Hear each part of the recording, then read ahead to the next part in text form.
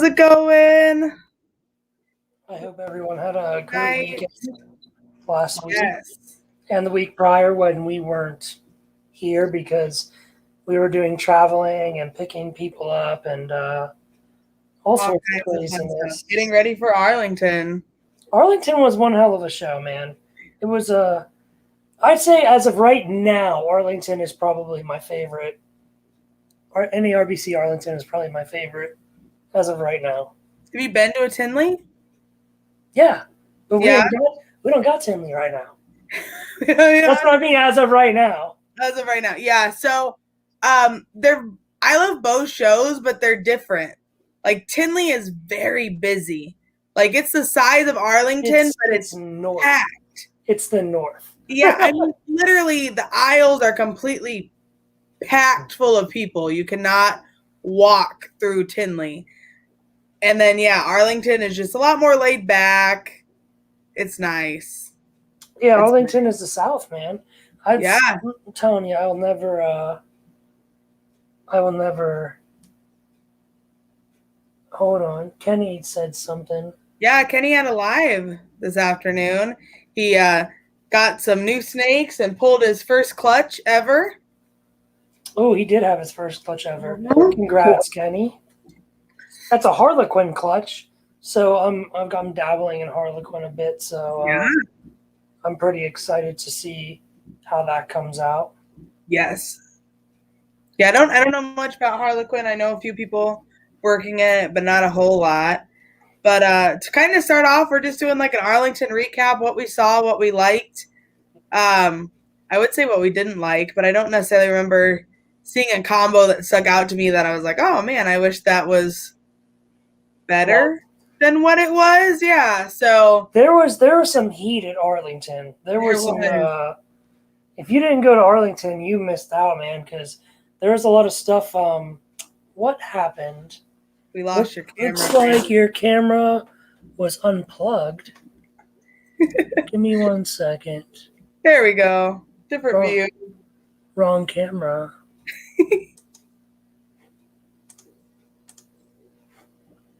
There we go. There you go. That was weird, but yeah, you could tell what breeders were working with what, and yep. Let me tell you, there are guys who had some pretty next level shit there, dude. A lot of people bring like a lot of holdback animals to the spring shows, and they got because they're out of inventory, you know. So yeah, I mean, there's a lot of nice stuff for sure. Definitely. I mean, even just some of the desert ghosts, like Steve Morse had some amazing desert ghost stuff. Dude, I know. There's lots of clown stuff, surprisingly. I know Eye Candy Morse had some DG girls with like some eyes on them. Yeah. I think so. Yeah. Should be about good on my end. Awesome. To look at stuff. Yeah, I was gonna say, so Troy's like, I brought the leftovers. Hey, I think that's a good way to do it sometimes, because I feel like some people bring those holdbacks thinking like I have to have something for the table, and then they sell, but they almost regret it. Right? Yeah, you know, so I talked to Bob Vu, and he sold 3 holdback females, I think. Yeah.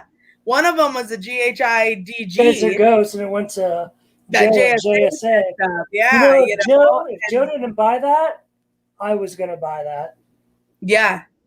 So, I mean, you know, and I remember him selling it, and then literally Babu came over like an hour or two later. Is like, dude, I shouldn't have sold that. Like instant regret, you know?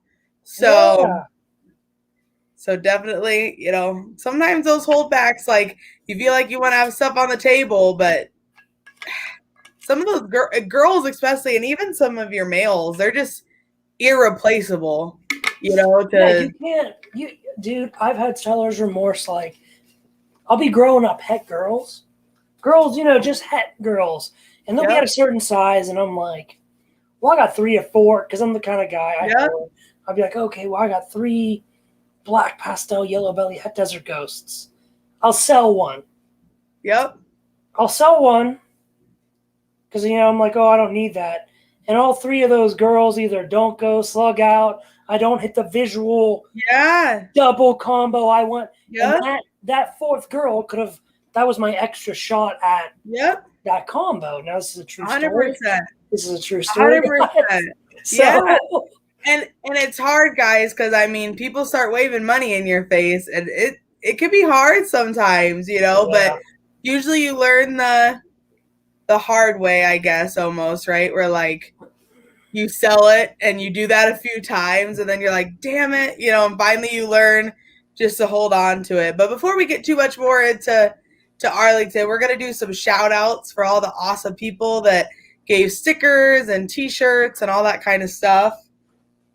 So do you want to start and then you want to like alternate back and forth, or how do you want to do this? I'll just knock mine all out real quick. There you go. Because I have a metric fuck ton. So for stickers, thank you, Kiri Molinaro at Molinaro Snake Lab. Kiri is a veteran. He was in the Marine Corps. Surprisingly, he's a nice guy. Marines are typically bastards. But Kiri's great. Porter, everyone who knows who fucking Porter is. Porter's a good man. He had his daughter with him, and his daughter asked for some of my stickers. I got some. So cute. Yes. I don't think kids are cute, but yeah, you know, she was all right. For a kid, right? Yeah, for a kid. Porter, you're the man, dude. Joe at JSA produced some fire stuff. He had an asphalt pied, and I think we're going to show also a picture of a red stripe spot nose banana clown, if I'm not mistaken. Female, yeah, that shit was tight. Royal Reptiles, that's Liz, my co-host over there. I got her last sticker I didn't have. Josh Jackie at the Ball Python Sheds. Kenny at Buckeye, we just mentioned him a little bit ago. Yep. New York Powerballs, Mary Pythons. Samson Snakeatorium, they also have a great channel called The Keeper's Corner, where Brian and Jason from Canadian Reptile Adventures do interviews. Those are great. And then Brian's son, Samson, who's a little kid, interviews other little kids in the industry. That is awesome. Really cool. Go check them out. The Keeper's Corner. I also did an interview with them. Go watch mine first. Gato Pythons. Paco Miranda. I see Paco at every show. He's always working at Bob Vu's table. Short little dude. He's really cool. He was like, man, I've seen you at a lot of shows. I'm like, I go to all of them. So Paco Miranda Pythons. He's an East Coast guy. Bob Vu, of course, and Corey Martin. And then for shirt shout-outs, Jerome at No Limits. Thanks, buddy. Let me back up because I'm probably going to screenshot this later. I like how this is the poker chip. Yes. That's pretty legit. Oh, shit, boy.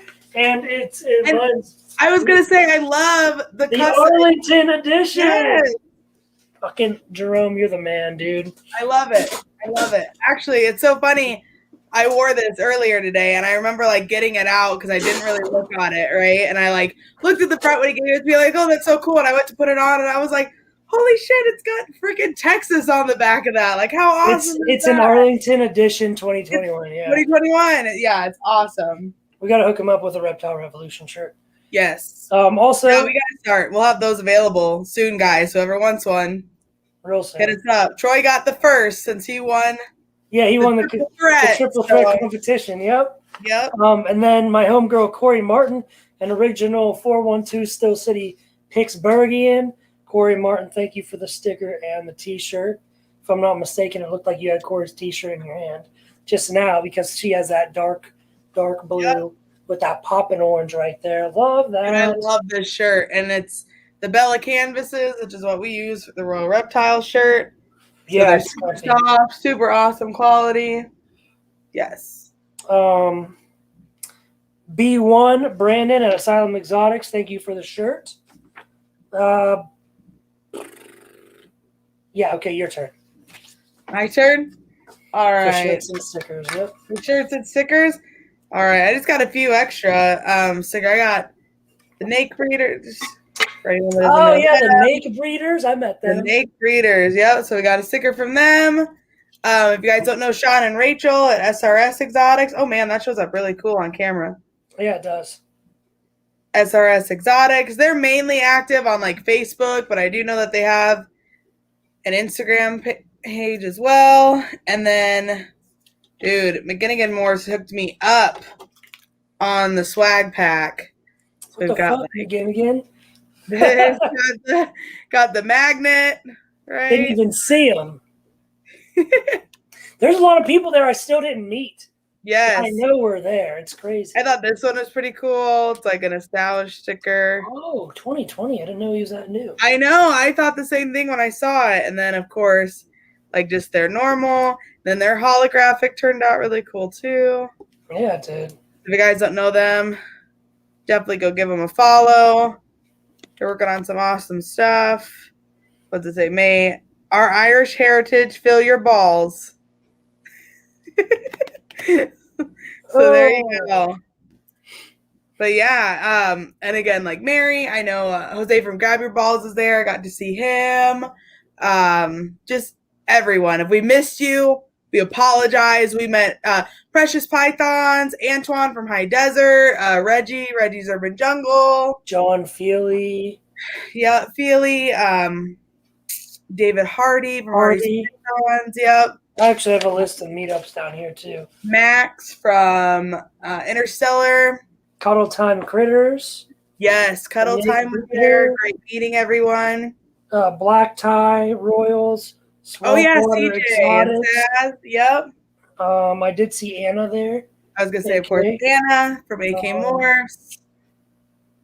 So everyone, just if we missed someone, we greatly apologize. We met so many people, or got to see so many people at Arlington this weekend. Aaron at Nerdy Girl Pythons down there in the chat. Saw Aaron get out of her car, and I was like, Aaron! I was just getting out of my car. There you go. From South Carolina, that's hardcore. Yes. David Cease, of course, you were there. Right. Penny, you were there.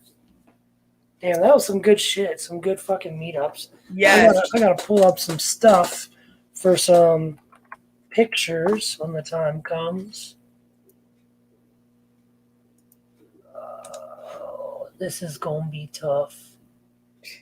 Oh goodness. I don't know how to use Facebook on the computer, just on the phone. I don't know how to use Facebook on the computer. Yeah, so we've got. So you had a pretty awesome pickup. I did. Are you able to share that or not? Yeah. All right, I'm coming back to the normal page. All right, so I only picked up one thing at the show. It was not a ball python. It was a Boega dendrophilia, better known as the mangrove snake. That's it right now in a quarantine rack in a totally different room. I handled it maybe about an hour ago, and then I took a shower, and then I came in here. It is a female. It is wild caught. The Boega dendrophilia. Well, okay, let me start with this, right? They are from Southeast Asia, so you're talking Indo, Thailand, places like that, right? They are called the mangrove snake. They are, oh, fucking Aaron, yeah. It wasn't even that early. I don't think. I can't remember, dude. But so the mangrove snake, it is the most venomous of rear-fanged venomous snakes. Fun fact, I will only free handle it. I'll get to why in a bit. So these snakes are known for being pretty mean. They do get up to 8 feet long. Mine will. It is a female. It has grooves. Okay, it has rear fangs, grooves in the back of its fangs. When it bites down, its venom glands are actually on the back of its head. The jaw muscles contracting squeeze the glands, and the glands drip venom through the grooves in the fangs, so they don't actually have ducts. Right? This is a primitive thing. They have not caught up with evolution in theory, right? Because it's a theory of evolution, not the fact of evolution. Yep. So this is the Boega dendrophilia. You can tell if it's the dendrophilia if the rings are wider and they go all the way around the dorsal.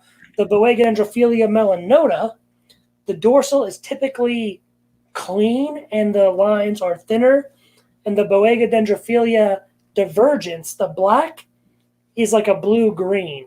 So there's 8 Boega species. I will be working with all 7 if you ask some people. Me as a geneticist, in my mind, there are 8. I will be working with all 8 species. It is hard to find captive born and bred of this particular animal. Boega means cat-eyed snakes. Boega is the genus of this particular species because, Liz, I don't know if you could share the other picture of its face. It's like a close-up photo of its... Yeah, let me... It should be in there. All right. Yeah, that's a shit picture, but its eyes are actually, for a snake, really big, and they do look like a cat's eyes. That's like in other words, they are also called cat-eyed snake. That's what Boega stands for, really.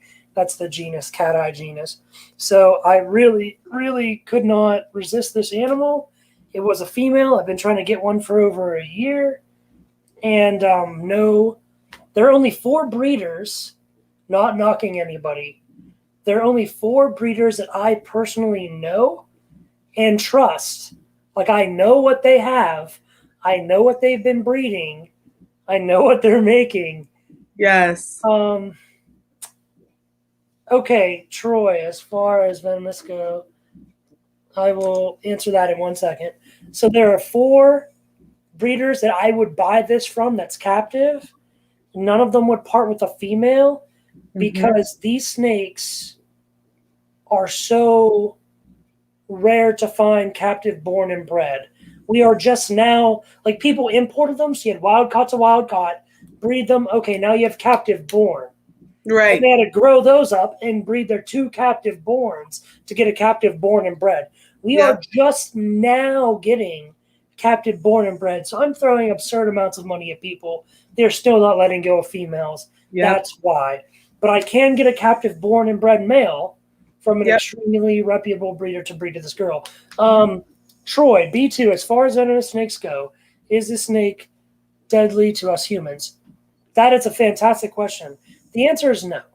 So the type of toxins that this snake has in its venom glands are equivalent to that of a killer bee, I believe.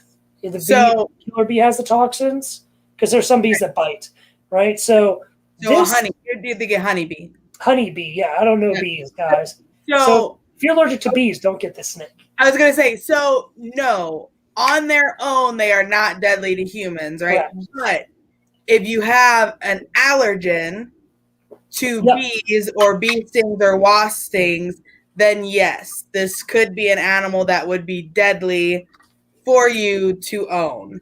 But that's just, comes down to, are you allergic or not? On its own, no. If you happen to have hyperactive sensitivity to that kind of venom, then yes. If you get bit, is your arm or hand or ankle or whatever the fuck you get bit itch for a week? Maybe. So here's the saying when it comes to mangroves, right? A cobra, a mamba, those kind of snakes will ruin your life. This snake might ruin your day or your week, depending on how bad your reaction is to the venom. So this venom is actually made to kill other small animals, reptiles and small mammals. In the wild, these things eat a lot of geckos, lizards, other snakes, eggs, and as they get older, birds and rodents, right? So, not a venomous guy. You're good, Troy. You're good, brother. So that's that. And then the final thing I'll say about this snake, right? So I am trying to socialize this snake. So far, it's actually going really, really, really well. I got a meal on her, and it did not go down easy, I promise, but it did go down.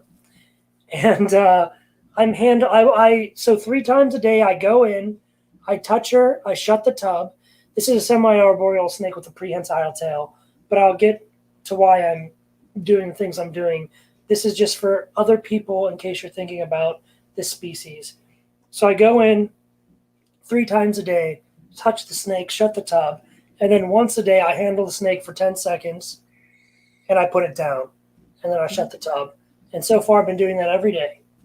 That's just, I'm building, as Kevin would say, Kevin McCurley, the threads of trust, letting the snake know that I am friend, not foe. I'm not a predator. It can be safe with me. And that's just, the beginning of socialization. This is, again, a semi-arboreal animal. They sleep terrestrially. They hang out and hunt and explore arboreally. Mm-hmm. So long term, I probably will get a focus cubed habitat and set it up with like a cool like fish pond inside of there that actually works and stuff like this for this animal. But from an individual who's sort of been working with the species for almost about 8 years now, he told me, keep it in a tub for a couple years, because to socialize it, like how I was explaining, I was just doing, if you have it in a arboreal enclosure or something sort of bioactive like that, you have to rip that enclosure apart to get to it, and it makes it seem like you are a predator to that animal. You do not want to do that, because to break that thread of trust, it's so hard to repair that. And lastly, we both clicked on that at the same time. Oh, damn. Yeah. So, and lastly, I only free handle this, and I don't recommend. Okay, this is not a beginner level snake. Like if you have only ever owned ball pythons, you probably shouldn't get this. So with that being said, right, and I'm pretty sure I know the answer to this question. What would you recommend someone keep before getting into mangroves? Like if they want to eventually get into mangroves, they've been keeping ball pythons, like what's a good transition animal that maybe is going to act somewhat similar, but you can learn to read body language and stuff, but if you get bit, it's not obviously going to be as big of a So I can think of 3. If you're nervous about big snakes, go with the hognose, because it's still rear-fanged venomous. It's a type of colubrid, but it's small. So you, as the keeper that's trying to learn that, won't become intimidated. If you really want the challenge, the false water cobra is a good one. That's as close as you can get to venomous without being venomous, really. And it'll teach you the body language. It'll teach you how to read a snake that's about to be sporadic. And the kind of medium is a full-grown rat snake. So rat snakes are not venomous or rear-fanged even, but they are colubrids. So technically, the Boega species falls into the colubrid category. So it'll teach you to read body language, and it'll teach you how to care for a colubrid. So those are the 3. What were you thinking, Liz? Yeah, I was thinking like rat snake or bull snake. Bull snake is another good one. Because I was trying to think something that is completely non-rear fanged. Like transition, So I get what you're saying with like hognose and the water cobra. Personally, I feel like a size is going to be something that intimidates you. Don't get a mangrove. Don't get one at all. Yeah, don't get something that's going to get big. Or at least if it is your first big snake, don't get something that's rear fanged. But yeah, that would be, I would say like a bull snake or a rat snake, even some good sized kings, because kings are pretty feisty. King snakes are good, I'd say, as well. A full grown colubrid, right? And to understand what it's like, let yourself get bit by a hognose one good time. But so for handling, I said earlier, I only handle with my hands. So there's 2 big reasons to this. Number 1, I am not allergic to anything. I know I've been tested by the Army. I'm literally allergic to nothing. So I know a bite from this animal, reactions do range quite a bit. I will be okay. I might feel a little drunk for a couple hours, but I'll be fine. Nextly, these animals react very well with the hands as opposed to the hook. No one really knows why. You can teach the snake how to ride the hook, which you have to learn to do yourself. But I've picked this snake up a bunch of times. However, this snake, just like every other mangrove, reacts better with the hands. And that seems to actually be a trait of most hot species. Troy. Second question, without asking you what you paid for. Okay, so right now, wild caughts and imports, you're looking at between 150 and 300. Understand that if you get a wild caught or an import, that is cheap, but you will eat up the cost when you take the animal to the vet, which I do have a vet appointment for this animal already, to get treated for literally everything. All protozoans, mitochondrias, bacterials, virals, fungals, worms, even a mite check on a black snake like this is important. Yep. So ticks, like, dude, you have no idea. So you're gonna eat that cost up in vet bills later. Yes. It's how, and I'm not gonna say. And you're taking a risk. Is this going to become established in captivity? Is it going to eat? Is it going to do well in these circumstances? I mean, anytime you buy something that's wild caught or imported, you are taking a risk that it's very possible this animal will just kind of fade no matter what you do. You know, you could do everything perfectly and try everything, but there's no guarantee that they're going to start thriving in a captive setting. So, and then for a captive born and bred, no one's really priced them because no one's really selling them, Troy. Yeah. They just are trying to keep them to create more of them, because there have been morphs of this species found in the wild, a couple of them. There's not many morphs, but the captive ones, I have seen a few go for 1,500, but I've also seen a few go for 500. It depends if you're going to have what Boega species are you going to go for, okay? What I have right here, this is the Dendrophilia. The Dendrophilia melanota is a little more, and the Dendrophilia divergens is a way more, and the Boega sensitiva looks like a green mamba. That's like the most expensive one of the Boega species. Good luck getting your hands. That's a very niche community right there. So I was going to say, it all comes down to supply and demand at that point, you know. Yeah, there's a lot of demand. A lot of demand with no supply. It's no different than what we're looking at, guys, in the ball python industry, right? What makes one combo more expensive than another? It's how readily available. David made a good point when we're talking about what's a good intermediate, like, transition snake from something, say, like a ball python to a mangrove. Green trees are probably a really good example of Make sure you do your research before you get into the chondro community. Yes. That's hardcore shit, because just like how I'm taking a risk on this mangrove, I could do everything right, and the snake could just roll on me. Chondros are like that. They will just roll on you. Okay, so that is the Boega Dendrophilia melanota T-negative albino. That's the only one in the world. It is at NERD. So that is not the same. It's the same genus that I have. It's a different. Yeah, it's a different subspecies, but it's in the same family. The melanotas, if you look at the rings, they don't go all the way over the spine. Mm-hmm. Right, so that's typically how you see the melanota. The melanota seems to have the most polymorphic differences. The one I have, the Dendrophilia, is pretty solid. It's consistent in its polymorphic traits. But that right there,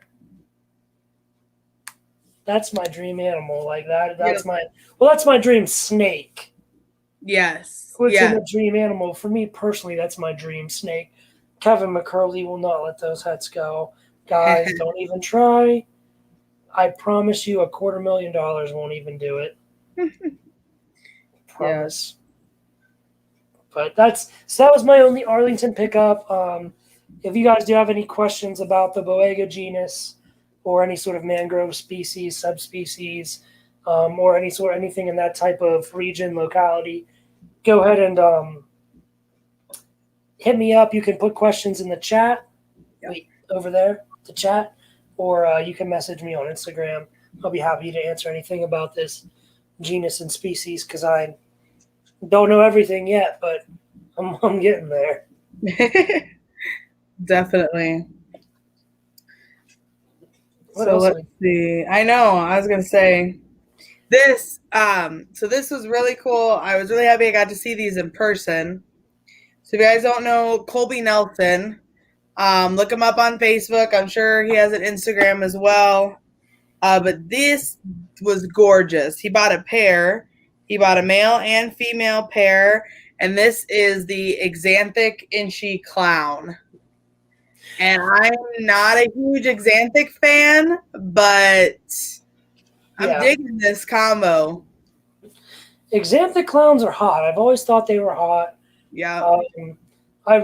Someone put out the spot nose Xanthic clown, and that thing was fire. Yeah. Like that thing was nuts. I know Shelby Mershon is working them hard, but I'm telling you, even people who don't like Xanthic, everyone loves clown. Yeah. So it's just like, how could you not? Yeah. They are definitely awesome. Photo here even doesn't really do them justice. And I've seen a couple of photos of them online recently that definitely don't do them justice. But just the pattern and the gray gradient, almost like a stainless steel kind of, It's like a stainless steel. It's a gunmetal gray on stainless steel. Yes, exactly. Is what it is. Yep. But no, very, very awesome. Great. Again, that's Colby Nelson. Picked up that awesome pairing. Here's another. Speaking, we're just kind of on an Xanthic roll. I guess there's a lot of nice Xanthic stuff at Arlington. But Corey Martin picked up this gorgeous blackhead python that is Xanthic, and she has a female het. So I'm super excited, really looking forward to seeing what she does with those for sure. I mean, it's like a zebra. It's literally like you took a zebra pelt and put it on a snake. I always think, like, if you look at like hardcore professional baristas when they make those badass cappuccinos with the shapes, that's what it looks like. It would be. I would call that like the cappuccino. Right. Yeah. It's so gangster, dude. It's badass. It's gorgeous. And I mean, you want to talk about like a true black. Yeah. That head is just insane. Yeah, it's black. That thing is. Yeah. That's a really cool snake. Super cool. I had not seen one. I know we talked about it when we had Corey on a few weeks ago. I had not seen a picture of one. I had not seen one in person. I told her that I didn't want to see one until we got to Arlington. It was the first one that I had seen, and it definitely did not disappoint. It was just badass. Yeah, and it was one of those things, right, where like you see an animal like that, and you're like, that's it, and like that's my next thing I'm going to, right? Oh yeah, blackheads. But they're definitely hot right now. They're gaining popularity very, very quickly, and super excited for her to be working with those. And maybe I'll pick up a pair eventually. Well, this is totally off topic, but you know what I was looking at today that I didn't see any of at the show, which kind of disappointed me a little, was Angolan pythons. They're like just a really cool, smaller ball python. Yep. Yeah, they're actually, there's actually been the hybrid, right? The angry ball, which is the hybrid, which is the Angolan ball python hybrid. I think, and not only that, the Morse transfer over. Yeah. So I was surprised that I didn't see. I don't think you'll see Angolans for a while because endless possibilities. Yeah. You have an animal that has, and I don't know, is there any Angolan Morse? Like true Angolan? I don't know, to be honest. Yeah, so, there's like morphs that are in every species, so you always have piebaldism, albinism, leucism. Right. You know? But that's my big thing though. It's like nothing compares to ball pythons. No, I mean, nothing. There's polymorphically. just nothing. Yes. Yeah, So no. now, yeah, exactly. Polymorphically, you know, the different. But and now that we know that I mean, think about having like a clown Angolan, or That's crazy. an albino clown Angolan, or a like. It's so nuts because a regular Angolan almost looks like a freeway, like a freeway ball python in a way. It's dark. In a It has way. the yellow In a way. all over it. So I mean, that's not to take away from Corey's awesome example. No, definitely not. It Definitely made me not. think like, But I imagine Angolans are kind of going to be like the new main girl of what you were saying, where just no one's going to be letting them go because you can. Because of that. I mean, the possibilities are endless. I actually have a friend who has a pure Angolan female. And then the Inchy Pin Angry Ball, right? Yeah, and so he's using that male gotcha. ball pythons, but he wants to keep his Angolan female like he was pure. Yeah. And I know we've kind of talked about it as well. We've looked into maybe getting into it. Mainly I truly just want to breed Angolans, to be completely honest. I think it's really cool that they're compatible with ball pythons. I might mess around with it a little bit. I'm still on the fence about hybridization. Hybridization, me too. I'm not necessarily one way or the other. I'm kind of indifferent. It's just not something that really interests me personally as a breeder. So I'm still kind of on the fence about that. I think it's because I've worked with it so much in horses, like mules and zorks and zonkies and all those fun stuff. I've actually zonkies. I've actually gotten to work with all those different species, and you know, there's lots of good things that come from it, but there's also not good things that come from hybridization. That and again, I've only worked on it with the mammalian side, right? So in reptiles, there's a lot of stuff differently genetically when we're talking about hybridization and things like that. So, but yeah, you know, I'd be interested to see as time goes on what we kind of see with the hybridizations, and then also just the main factor usually with that is reproductive ability. Like a lot of times males are sterile. A lot of times your females, if they can get pregnant, they can't carry to term, and that kind of stuff. And I know we haven't seen that a whole lot in reptiles. Again, it's very different genetically than when we're talking about mammals or mammalians. But it'll kind of be interesting to me to see how the hybrid road continues. Yeah, I'm ready for the future. Yeah, and I know in colubrids there's like 4 crosses now, like corns, kings, rats, and milk. Everybody be fucking everybody up in the colubrid world. Yeah, you know? Don't even care.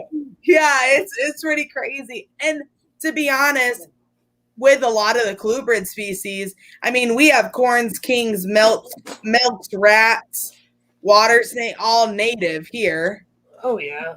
So there's natural hybridization that's happening and going on as well. So, you know, so there's a lot of stuff. It's going to be a whole new world if you start talking and getting into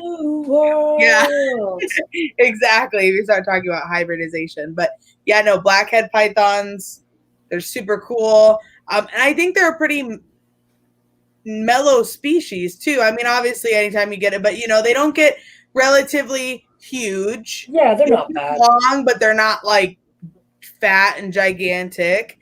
They'd be a good pet snake. Yeah, you know, their hair seems to be fairly normal. There's nothing like crazy that you kind of have to take into account and things like that. And so I think they're going to become a lot more popular on the pet market as they become more popular in the breeding market. So it'll be really interesting to just kind of loosely follow that and see what happens. But definitely.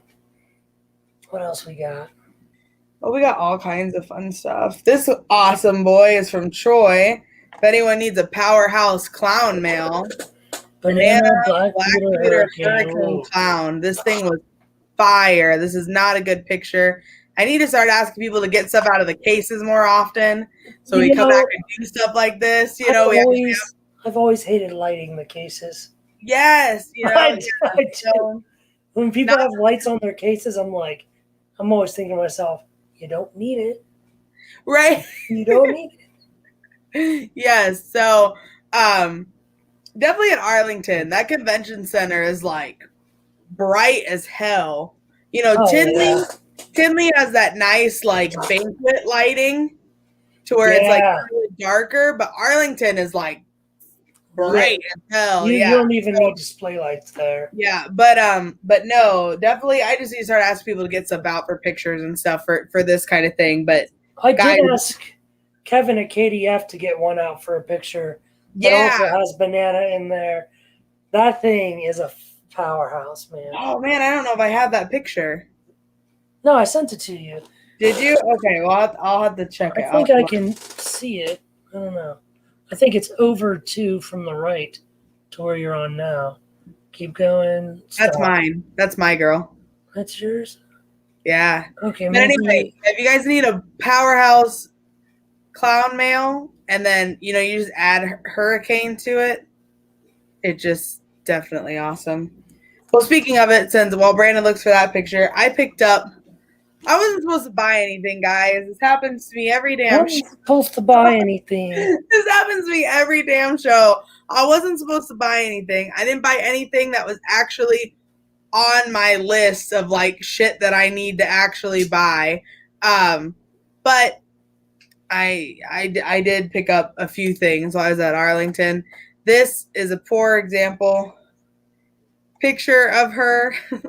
But this girl's from JSA. This was the red striped spot nose banana clown female. Oh yeah, I think I sent you a picture of that too. Yeah. She I saw her when they put her out, like right when they put her out, either Friday night or Saturday morning. And I had been debating on her all weekend, and I was kind of like, I don't need her. And I ended up coming home with her anyway. I thought for sure that she would sell. I waited till like Sunday, pretty late afternoon, to finally buy her, thinking that she would definitely be gone by the time I came back. And she was still there at the end of the show. So I ended up picking her up. Another one that I don't have a picture of yet. I need to snap a picture of her. I'll be posting stuff on Instagram. They're all upstairs in quarantine right now. I got 2 girls from JSA. I picked up a male from Justin. Not that I don't trust them 100% completely, but they were at a show. So anything that comes from a show automatically goes into quarantine. So they'll be there probably for a month or so. And it was raining here today. I was going to try to get some sunlight pictures of them because the lighting in my house sucks. But I also picked up a super orange dream, super inchy fire yellow belly female. So very rarely do I not pick something up that isn't at least het something or visual. But a double super female. That's and then nuts. With the fire and yellow belly in there, I couldn't really pass that up. So, yeah. So I just sent you the one of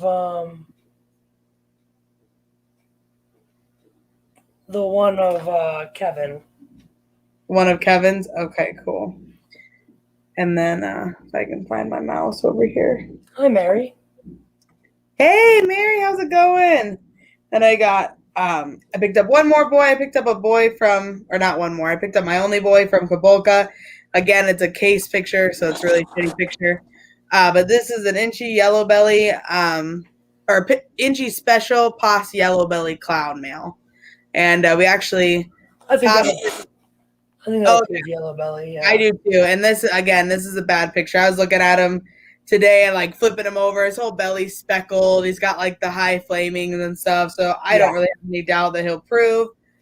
But yeah, so let's see what else we got. There's your mangrove. He said he sent me the picture.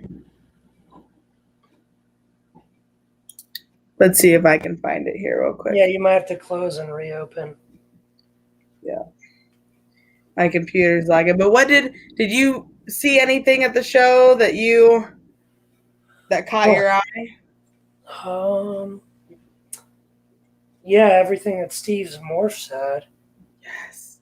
So, guys, Steve's Morse had, like, I think it was a super enchy desert ghost, a chocolate desert ghost. These are females. Yeah. With size on them, by the way. He had, I think, 2 or 3 pairs of DG clown, het desert ghost het clowns, like, you know. Yeah. Okay, so that shit. I'm trying to remember what this all is. This is cinnamon, pastel, banana, puzzle, female, off of a mail maker. Yep. So that's a mail maker banana through and it happens 4% of the time. So he got that out of a mail maker banana. Unless you have crazy bananas like me, and then they throw yours are throw wild. 50-50. And you know what? The funny thing about that is I just 2 years ago I sold a banana het clown mail that came from my weird banana mail.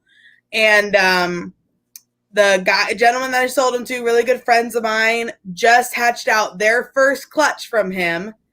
And they just bred him to a pastel because they wanted to see if the sex odd thing would carry on. Yeah. So far, 5 animals are out of the egg. 3 are visual banana. They got a 1.2 and a 1.1 non-banana. So it does. It passes on. It's a male from a male banana that's not a female maker. He's a 50-50 maker. What's up, Chad? That's crazy. Because that clutch, I got that pastel who did not prove het. Yeah. For the banana blade clown. Mm-hmm. 8 eggs, 1 pastel, 7 bananas. The pastel is a female. And all of them are male. I have a banana pewter genetic stripe that is not from that specific line of banana. I actually have 2 males from that line. I have a banana inchy lesser het clown that came directly from JSA. And then I have a banana super inchy het hypo that I bought at a Tinley auction from, I believe it's High City Reptiles. They're out of St. Louis. Their logo's like the St. Louis ARC, you know. I believe it's High City Reptiles. And I contacted them about it. They got their original banana stuff from JSA. And both those males throw 50-50 odds. I get I get normal sex odds, right? Male and female. No, Kenny, your male is from my banana pewter genetic stripe, who is from a different banana line, right? Or different, does not originate from JSA banana stock. And he throws males. I mean, the bananas are males and the non-bananas are females. I've gotten 3 or 4 clutches out of him where it's been that way. I've gotten 3 or 4 clutches out of the other 2 males that originate from JSA. And they throw 50-50 odds every time. That's so wild, dude. Speaking of JSA, I don't have a picture of it. And it looks obviously just like a yellow belly pied, but darker.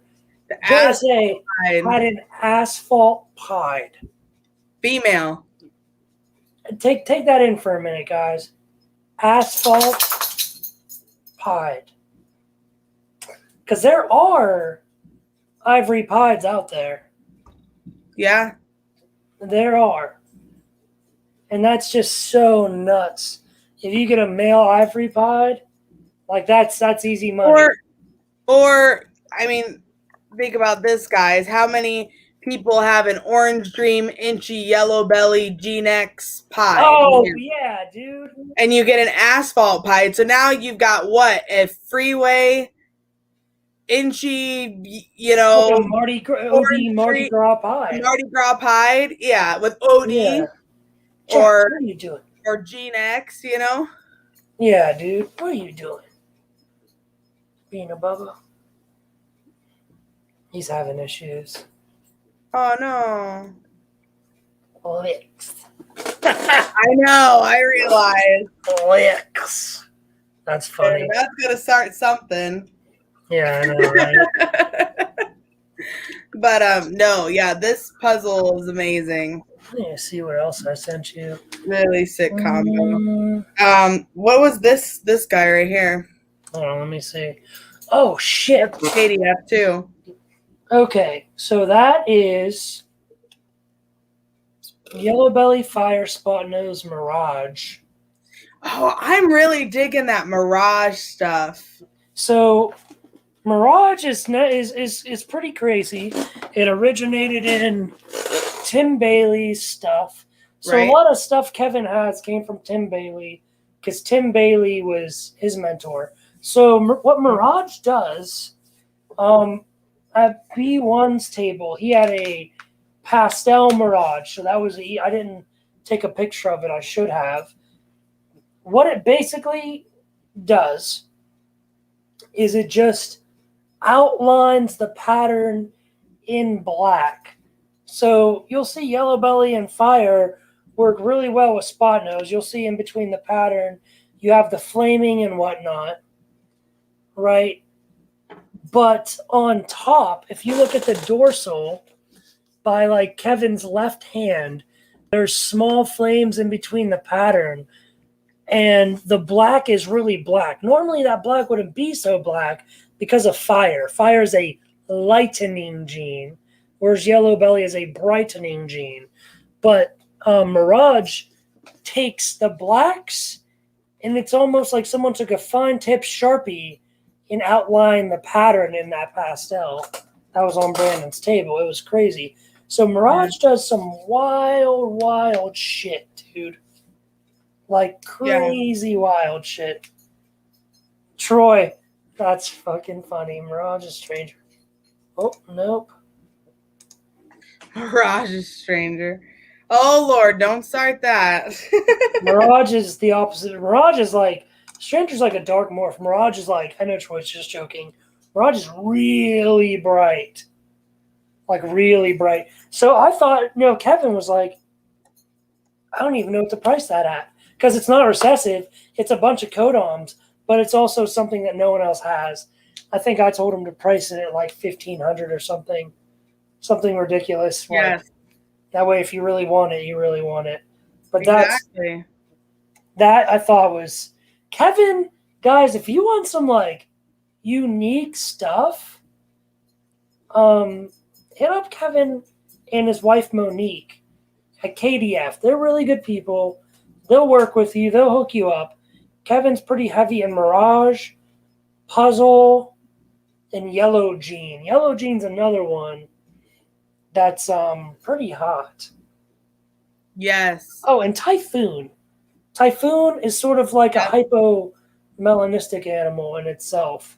And Kevin, another thing that Kevin works with too that I absolutely love is the NOCO Special line. Yeah.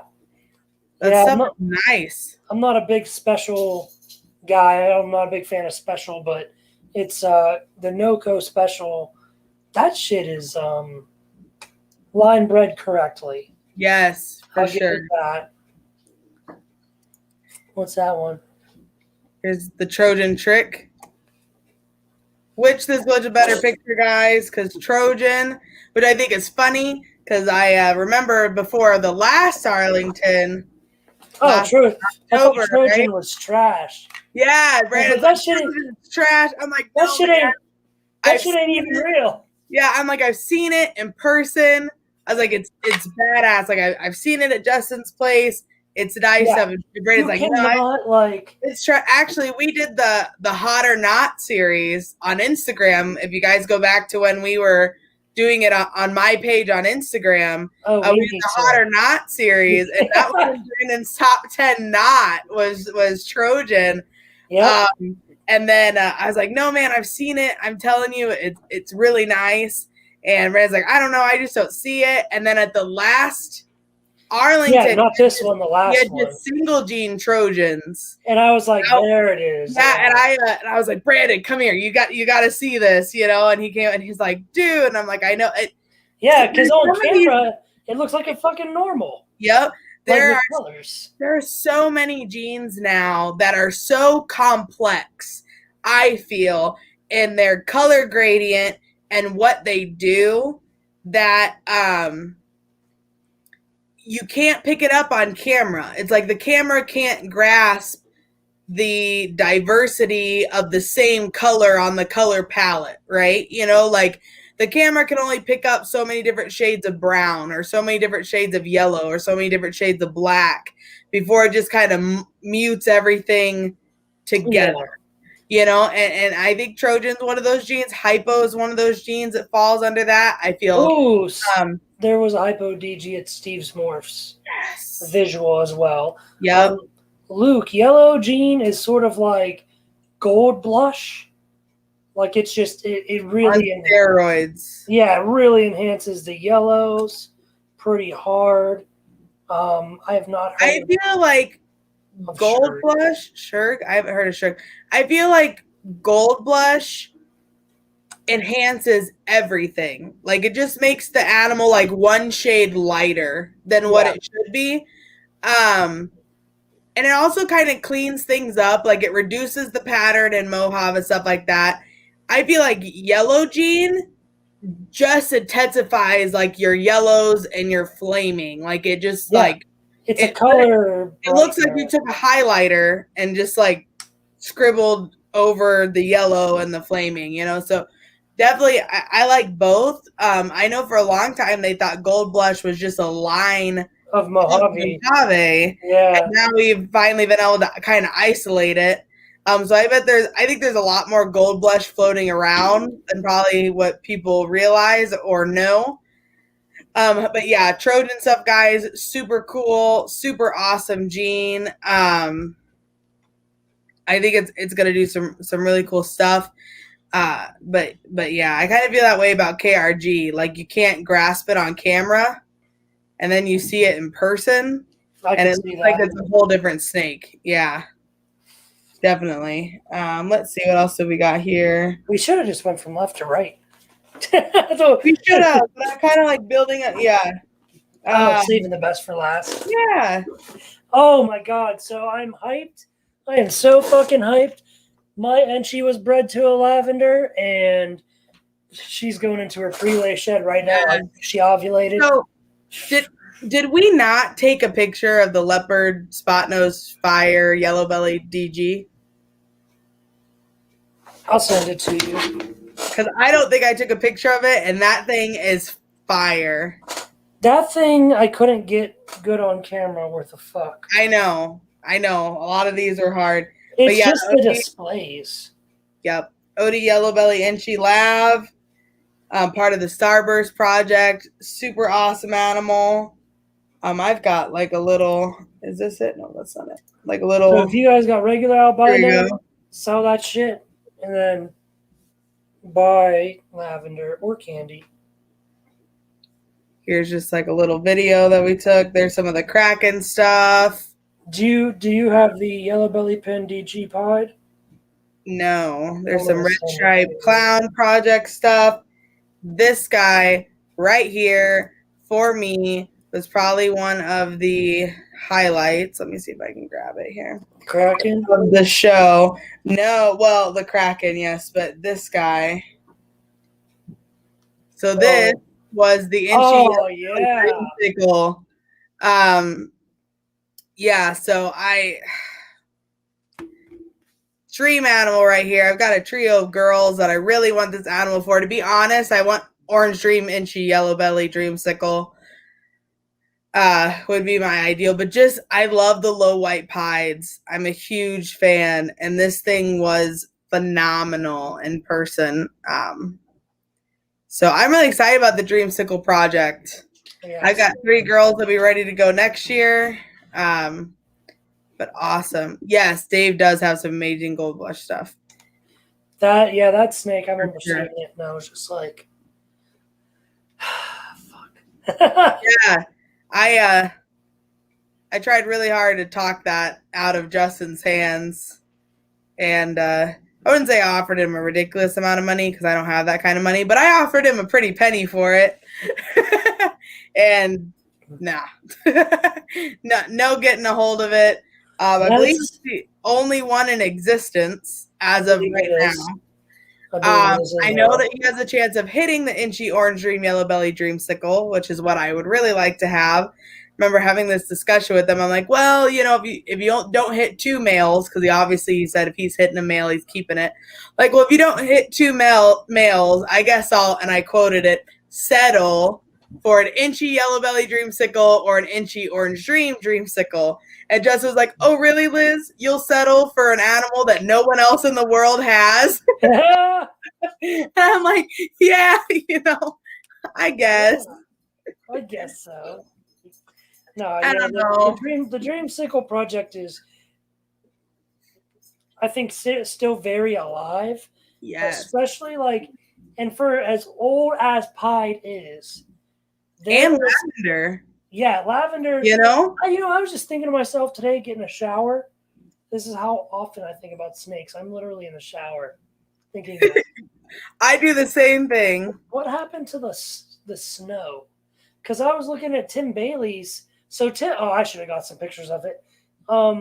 As you guys all know, I'm not a huge fan of hypo, but the True Ghost, which is hypoxanthic visually together, looks just insanely good. Yeah. Okay. And I cannot. Well, I know why people stopped there, but I cannot imagine why people stopped there. Yes. There's so much more to be done with it. Yeah. Bailey's gonna be mad at you about this because you talked to him about it. He's like, I don't care. Let people forget about it because I've got stuff cooking, and when I get it out, I'm the only one with it. And that's what it takes to make a project amazing. It takes someone with the vision of where they want to take it and what they want to do with it. Yeah, 100%. You need to have the vision. And there are so many genes still alone that have not even been put in Pied. And if they have, there's not a lot out there. You don't see a lot of red striped piebalds, for example, right? Yeah. And there's only a few red striped lavenders out there. I'm making red striped lavender heads. And the only people I know who really have them are in Canada or Justin. Yep. So I just looked up, the lavender has been around since 2001. Yeah. So 20 years. 20 years. And there really isn't a whole lot of lavender combos. We got a lot of lavender combos in 2020. Like the Confusion with Blackhead, with Black Pastel, Well, okay, Justin put out a lot of lavender combos in 2020. So did Billy. Yeah, Billy put out on Morph Market, you don't see lavender for sale for shit. No.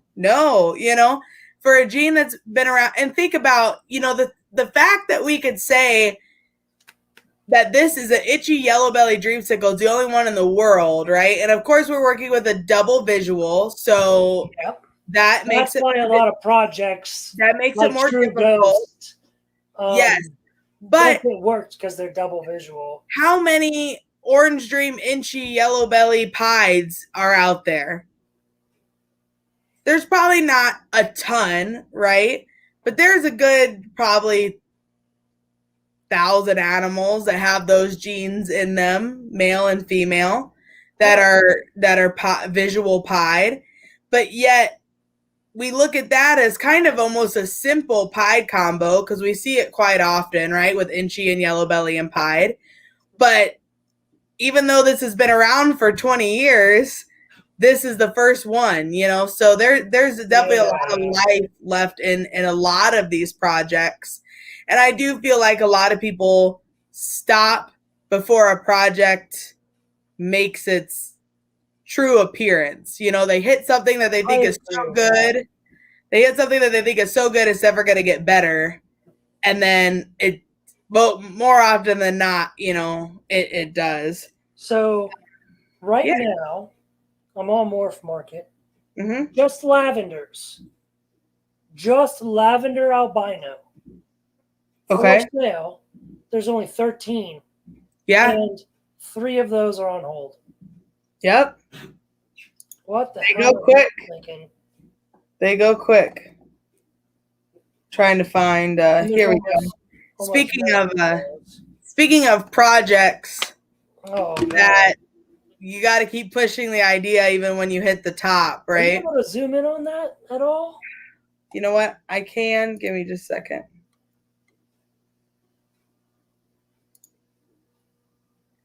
So for you guys who haven't seen the Kraken 2, I think this might be. This shit is one of my favorite clown combos in a long time. Yeah, in a long time. Like Kraken's nuts. I'm a fan of the Pompeii. Yeah. You know, I liked it when it came out. It was definitely it was so different. It was than anything that we've ever seen in ball pythons. Yeah. But I wouldn't say it was like one of my favorite combos ever in ball pythons. That's a hard one. That's my favorite. Probably not by far. But it definitely was an animal that opened up a whole new perspective on what we could truly do with the ball python, right? I remember seeing a picture of it in the egg and going, that's a berm. Like it literally looked like a Burmese python, but it was a ball, you know? And so that was a big thing, definitely. And I think it opened up a lot of people's eyes to truly what could be done with the ball python. Yeah, I came back from deployment, and that was the first video I saw. Like, I walked in my house, hung out with my dogs. That was the first video I saw.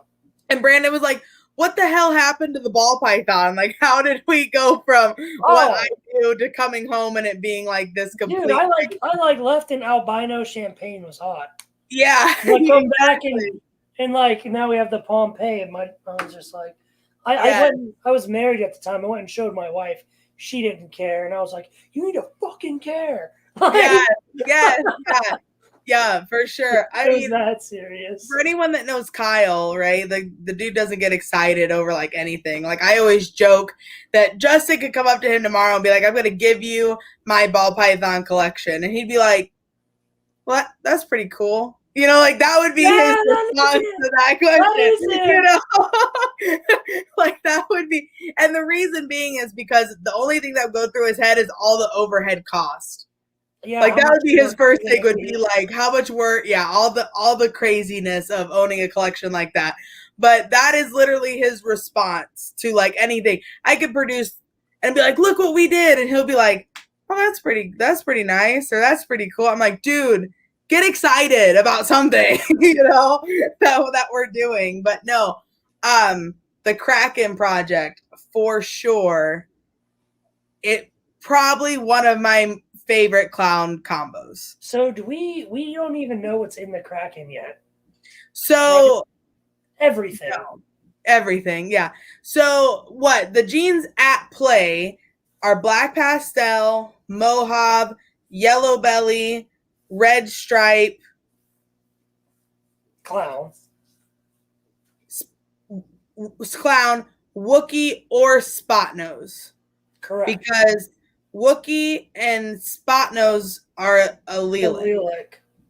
Just like spot nose and chocolate are also allelic.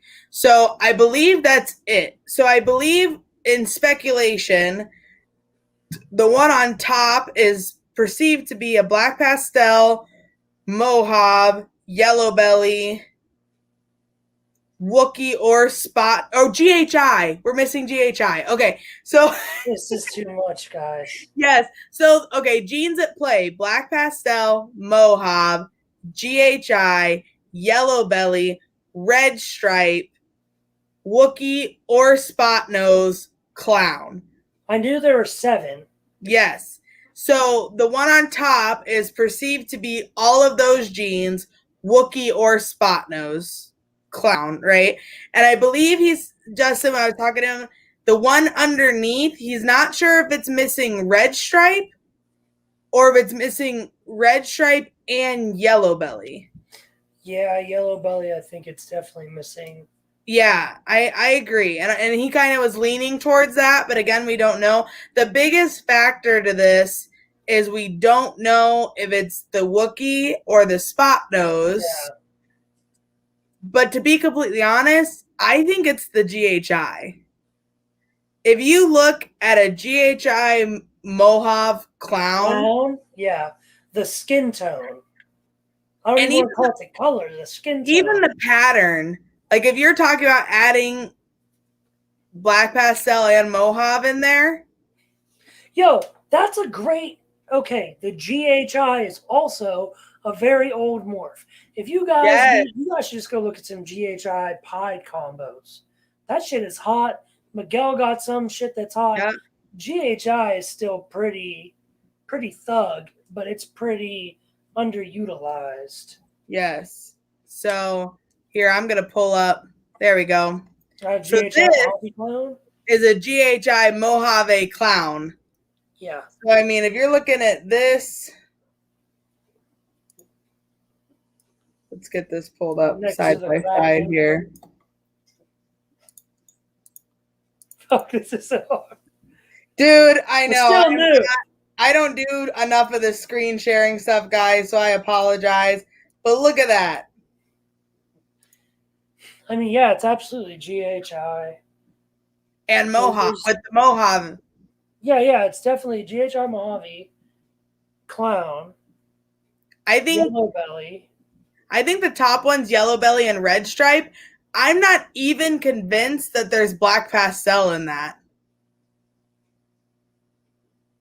Or if there is, I think there's black pastel in the top one, but I'm not convinced that there is in the bottom. But I also don't understand what's making it so light. What's making it that cream color? If this is a GHI Mojave clown, what is causing this? Because I could see red stripe yellow belly causing this, right? And I think spot nose or Wookiee might be at play here too. But what is causing this lack of color? So if I had to take a shot in the dark, I also agree. I'm not totally sure if black pastel is in there because black pastel would affect the pattern and the color. Yeah. Both. I could, if I had to take a shot in the dark, I would say the top one has to be Wookiee because if you look at genes like black pastel, chocolate, cinnamon, things like that, when you add yellow belly to those genes, it takes the pattern itself and enhances it. Right. So they take, it's like I say how puzzle takes to color. Those dark genes, Wookiee, chocolate, black pastel, they take to color really well. Yep. So with the bottom one, spot nose does take to yellow belly and red stripe pretty well. But what really enhances spot nose that I see in clown is fire. Right. Fire really does it. And there's not fire in this at all. So I think that bottom one is probably spot nose. The top one is probably Wookiee. The top one probably has red stripe yellow belly. Right. The bottom one probably has red stripe but is missing yellow belly because spot nose, the way spot nose takes to color. That would be my theory. Maybe. Yeah. Something. Yeah. Definitely one of those, like, we could sit here and speculate all night, right? On like what we think it is, that at the end it's just breeding these animals out. Oh yeah, I can't wait to see what the Kraken truly brings, man. Yeah, I have a KRG Black Pastel GHI Mojave male that will be seeing some clown girls. Oh yeah. In the near future. To be completely honest, I mean, I know I've got a few years for that banana red stripe spot nose clown girl, but there's a very good chance if I got a het off of him, you know, that he would go. Yeah, he'd be going to something like that because, you know, technically, like, I'd be missing the Wookiee and the yellow belly. So that's what I'd have to kind of work in, but we don't, like, I think it's really, you know, I think Wookiee is amazing. I think it's doing a lot for those combos. But but I'm excited to see the building blocks to those combos. You know, after seeing what just GHI does in Clown alone. Oh yeah. And then add KRG into that. Yeah, that's gonna look really good. I like Wookiee. I just you know how I am about codoms and price tags. Yes. And with it being compatible with Spot Nose and now Chocolate, and yeah, you know, there's a lot more to me that needs to be proved out or convinced, you know, kind of otherwise on the direction that that's going. So. Oh yeah. But yeah, Kraken, guys, Kraken's dope. Definitely. What else? I don't know. Did you have the picture of that fire? The leopard DG combo. Leopard. Oh, I sent it. Did you? It's above that. Here we go. Yeah, people be like, "Yo, you got that fire?" I'm like, right in my racks. I mean, right. Yellow belly fire, leopard, spot nose, desert ghost. Yeah, I have that hat right there. Yes, right. I remember when Justin dropped this snake. You were like, "That fucker." Yeah, I thought I was gonna beat him to one thing, you know. First damn thing. And she's like ready to go at the end of the year. Yes, yeah. So I remember that. I remember seeing this snake, being super impressed, and the first thing that popped into my mind was I want to see that in Monarch with Monarch. Yeah, 100%. I think a lot of stuff with Desert that looks good in Desert Ghost will look good in Monarch because Monarch is like just as clean as the DG. Yes. Is in some cases cleaner. Mm-hmm. So I think I truly think we're gonna end up with like a gold and purple pattern snake. So fucking cool. Fuck, I can't fucking wait for that, dude. I'm so like looking forward. Like 5 years from now can't come soon enough. Seriously. Definitely. Yeah, there you go. That was probably my favorite snake at the show, personally. Yellow belly pin, DG pied. I love Desert Ghost. Everyone loves pied. The Lemon Blast Desert Ghost is a pretty big favorite of mine, just because like I was one of the first people to make a Lemon Blast Desert Ghost. Liz actually has it. I was like, I got a really sexy Lemon Blast goes to my racks right now. Yeah, unfortunately, she's only here. She's in a rental tub yeah, right now, and not a permanent resident. But that's all right. I'm just happy to have her here and making some badass double hets. Well, yeah. I mean, you got one of her offspring, I believe. I do. I have a DG pin stripe. Yeah, and she. I mean, I just say like she almost looks as good as her mom without the pastel, but she is almost as bright. Give it time, man. Like I tell people when you hatch visual DGs, I tell people all the time I hate hatching visual DGs. Yep. Because they look like the macaroni off the Kraft mac and cheese box. They're so like very solid and bland.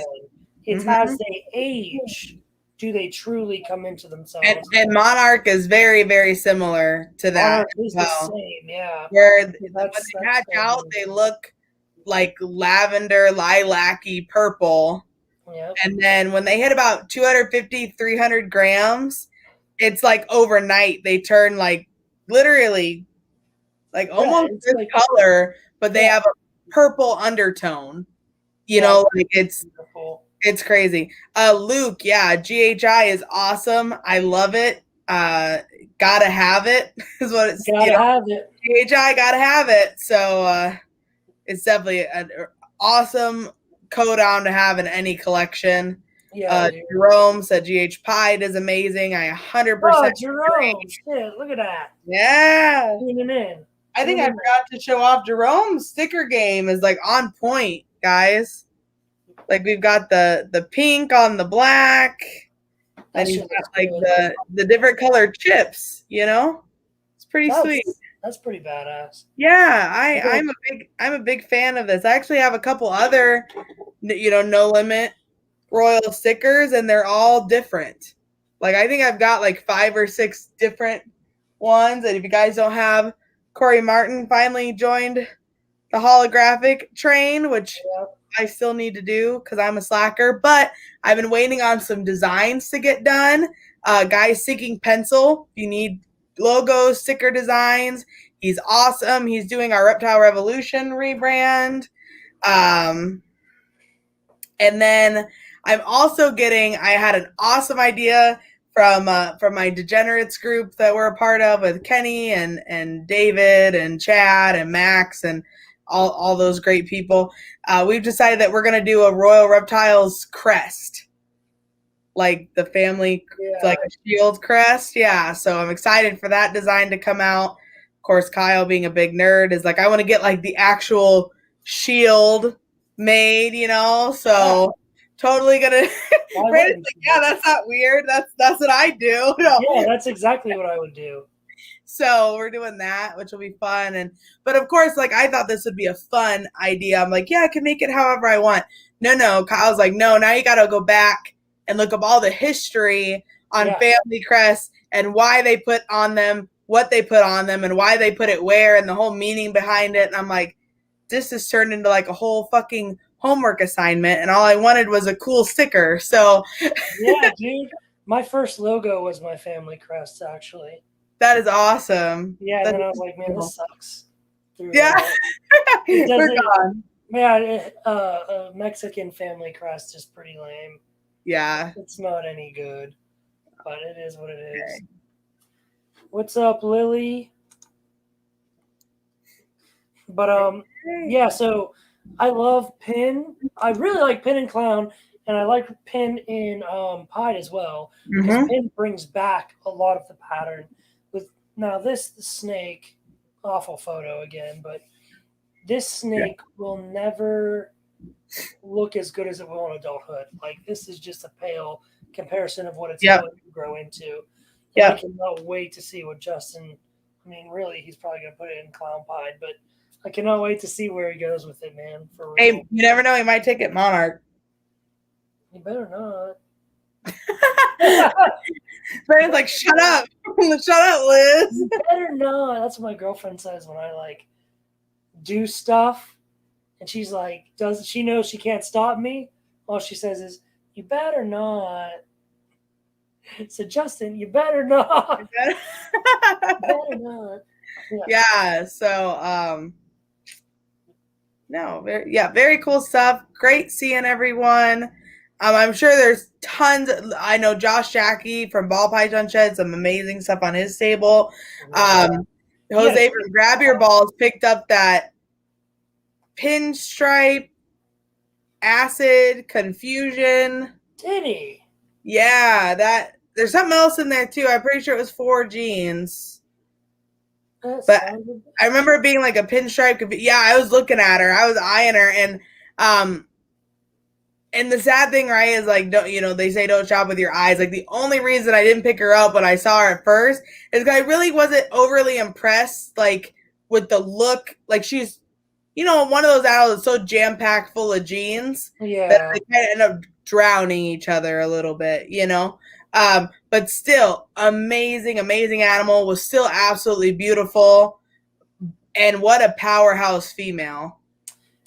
Yeah, that is a true powerhouse female. That's sometimes we always say like, oh yeah, you could buy like 5, you could buy a yellow belly het clown, a fire het clown, a fucking GHI het clown, whatever, and then buy one badass clown and pair them up.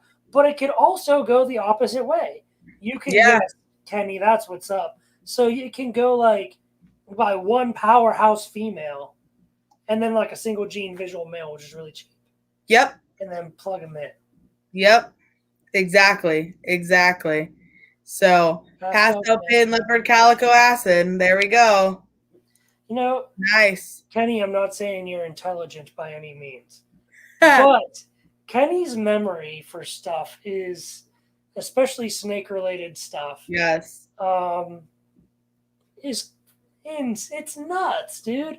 If we every time we've ever like mentioned something or I He's mentioned like, something I can't remember, yeah, Kenny's like, yeah, "Man, there's the yep. answer, dude." I'm like, "God damn, Kenny is on the ball, dude."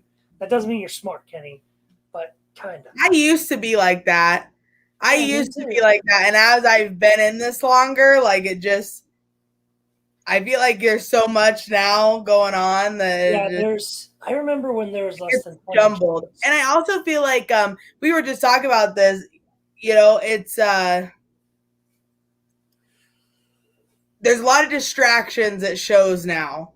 Like love seeing everyone. It's great, but there's a lot of like I love people coming up and being like, "Hey," but I feel like there's so much that goes on in one weekend that at the end of the weekend my mind is just like melted.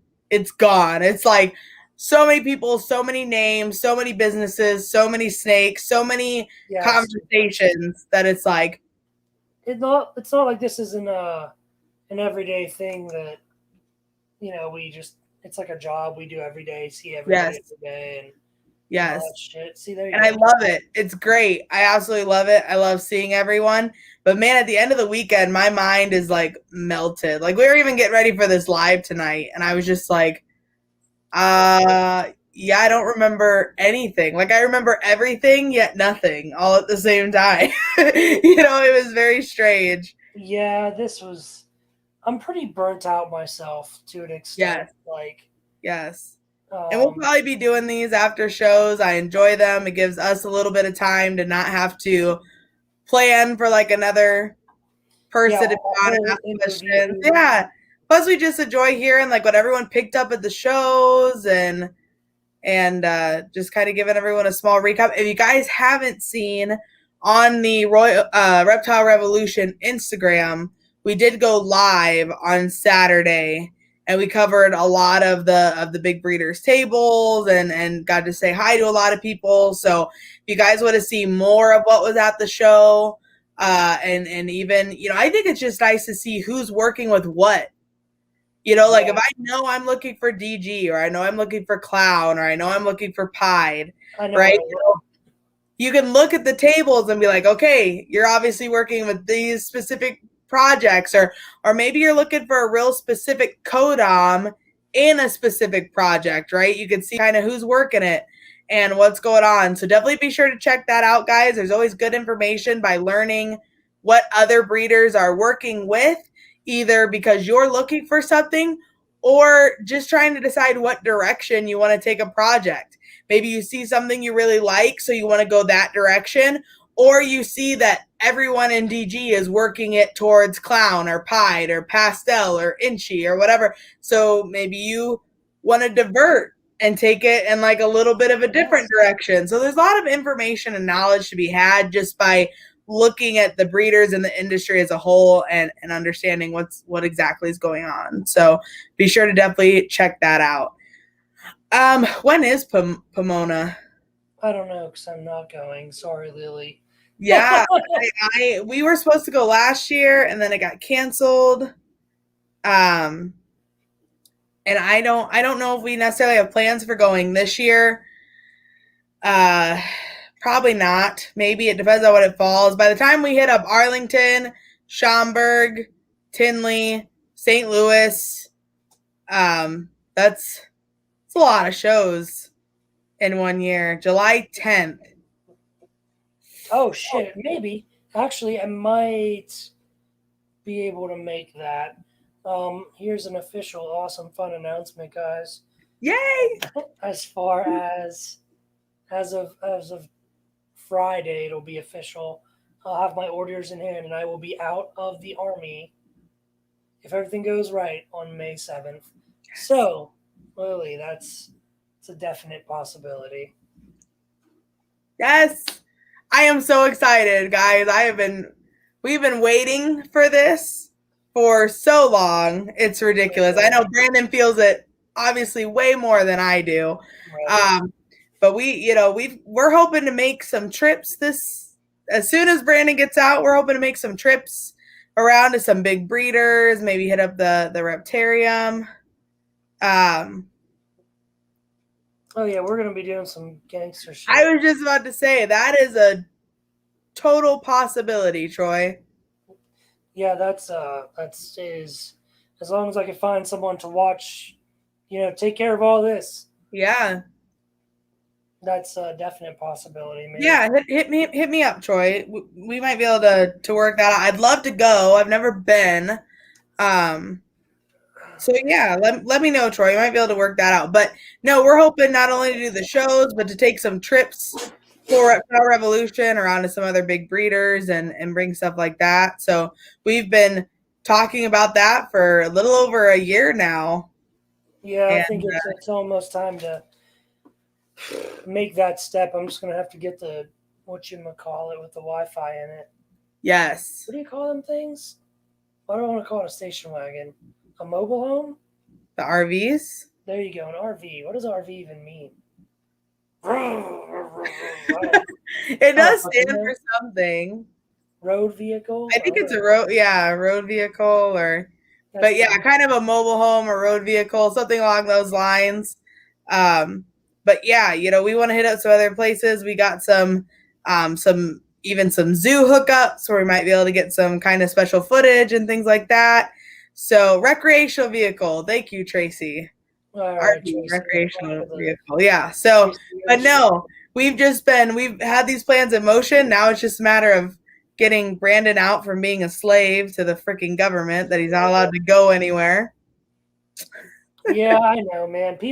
I told someone once that being in the army was about equivalent to slavery, and they couldn't wrap their mind around it, like how I guess I'm allowed to say this kind of stuff now. Before I couldn't.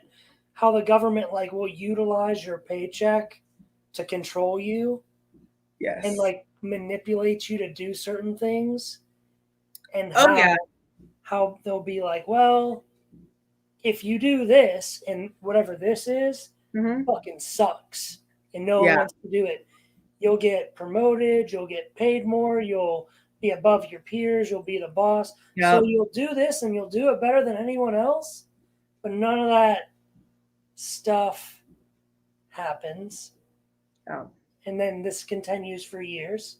And it really sucks. And you really can't do anything. Like if you get sunburnt, you can get charged with destruction of government property because you are government property. Yep. Where are you at, Lily? There you go. She said it.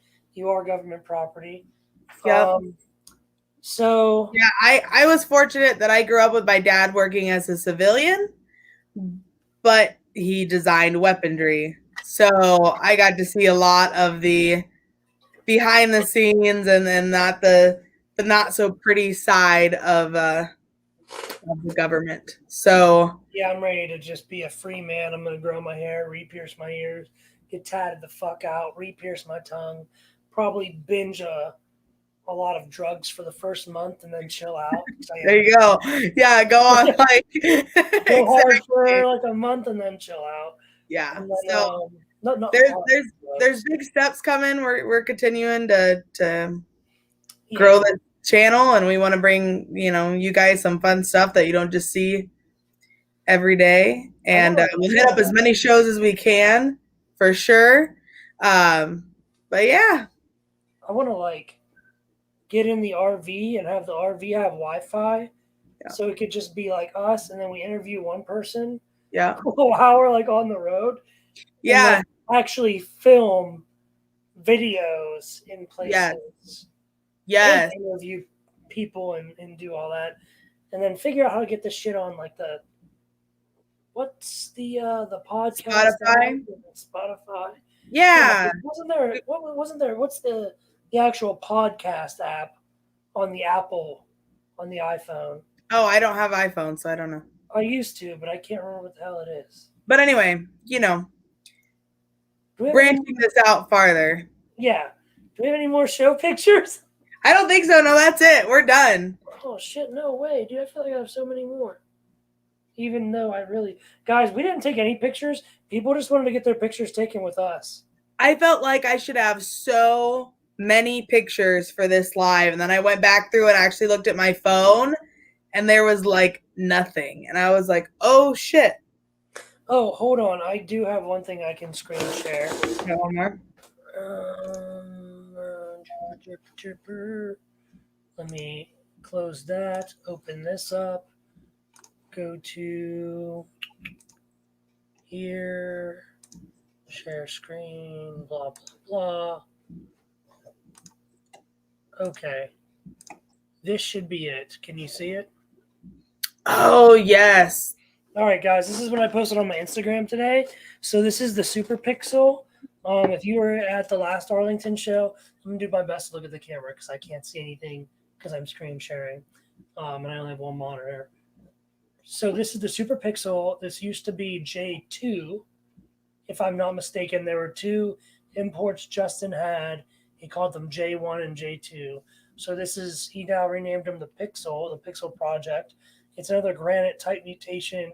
It looks pretty close to my Sapphire, but not exactly. This is the super form of the Pixel, and I still think this is a lower expression Sapphire. But it is cool, it is new, and I know Justin's only selling a few females to people outside of the country, so there's that. Oh, wait, that's not the right thing. How do I go through these? Oops, I liked my own photo. I don't know how to like swipe, you know what I'm saying? Yeah. I can't click the You gotta so you click, do you see the arrow right here? Hold on, I gotta come back to the screen. All right, which arrow? This little I can't see where your mouse is at. Damn it. Wait. This one. Yes. Guys, that is the I did not even oh yeah, I did. That's the mangrove snake I picked up. Yes. Just wanted to share that. All right, we all love chondros, right? Chondros are sweet. They had one of the biggest green, like, I've ever seen. That her head was like freaking big. Like Pitbull's head, dude. It was nuts. Yeah, it was crazy. This is fucking badass. This gecko, the people, it's a guard, but the people said they're really excited about that project. I've seen guards that are pure red and guards that are just pure white, and this thing almost looks like a bacon red stripe albinism type gecko. It's pretty dope. That's sexy blood.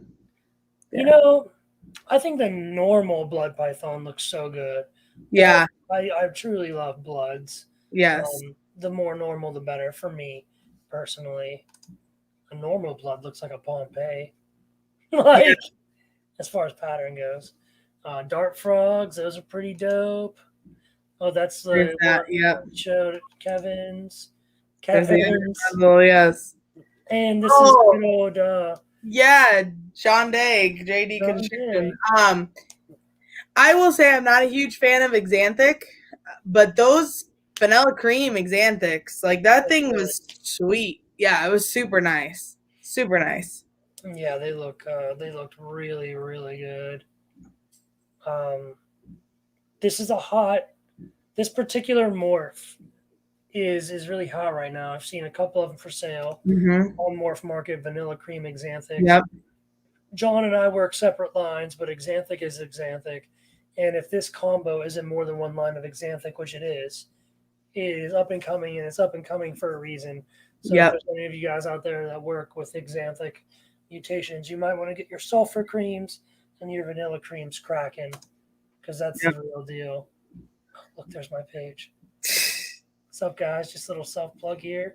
Speaking of Xanthics. Pow! Yes. As a matter of fact, hold on. Best monarch photo ever, dude. 100%. 100%. And that is true depiction. That is what it looks like in person. Really, because I had monarch pictures. I wanted to send this to show here. They glow. I couldn't get a good picture of Tom Harbin's pastel monarchs in the displays. But this is my pastel monarch. This was produced by Liz herself. I happened to catch this tongue flick perfect, and this dude is like, that's like pro mode, 4K camera, professional lighting. Yes. Like That is what they look like in person. They literally, like, they almost look like fireflies, like true fireflies. Like they really have a iridescent glow to them. I love that you could capture the white outlining in this picture because so many times it gets drowned. Like the camera doesn't pick up the true white. It almost makes it look like a cream color because it just kind of the yellow strong overcomes it. Yeah, that shit's hot, I just love, I love this picture because it is such a true image of what the monarch actually looks like. And guys who say pastel's dead, there's pastel in that animal. Yeah, that's a pastel monarch. Dude, the pastel monarch looks better than the regular monarch. I think pastel it does. I think it does. If you were looking at like some of Tom's, I produced a pretty hot single gene monarch this year that was stupid clean. But no, I do agree. I like the pastel monarch. I'm not a huge fan of the super form. The super pastel monarch, no. It takes all the burgundy out, you know. But they're it's absolutely gorgeous. Even that second photo is pretty damn good. Yeah, it is. Yeah, it is. You're welcome, everybody. For the greatest. And just one last thing. When you want to talk about yellow belly, that's fucking yellow belly right there. Yep. Can't get more yellow belly. You know, I feel like yellow belly is one of those genes that so many people have trouble IDing. But once you have produced and seen true yellow belly, it's so easy. Like, it feels like so many people want to convince themselves that their steak is yellow belly or that a combo is yellow belly. But once you've seen it in person, you actually start I think we're both clicking on stuff at the same time. But yeah, you know, once you've see it in person, it's pretty easy to pick out if something is or isn't yellow belly. Oh yeah, I've seen pretty low expressions and high expressions. Yes. But you know what? I see Troy talk about. So I got sulfur. I think Monarch and Tri-Stripe would be fucking wild. And Troy, I know you have the ability to make that happen, so you should make that happen. Yeah, 100,000%. Dad, you are welcome. Yes. You are very welcome. Yep. And I'm telling you, Monarch is in a league of its own. It truly is. I haven't been this excited about a project since I bought my first Desert Ghost in 2014. And that tells you how much I believe in this project. I would not purchase it. It's amazing. It's an amazing product. I've got eggs should be on the ground. She's due on the 14th of May. Eggs on the ground, Firefly Calico Het Monarch to Het Monarch. There is Monarch G-Stripe. The original Monarchs were genetic stripe. So if you want to see them, you can just look it up. There's a lot of Monarch genetic stripes. I like it. I like the Monarch genetic stripe project. It needs something.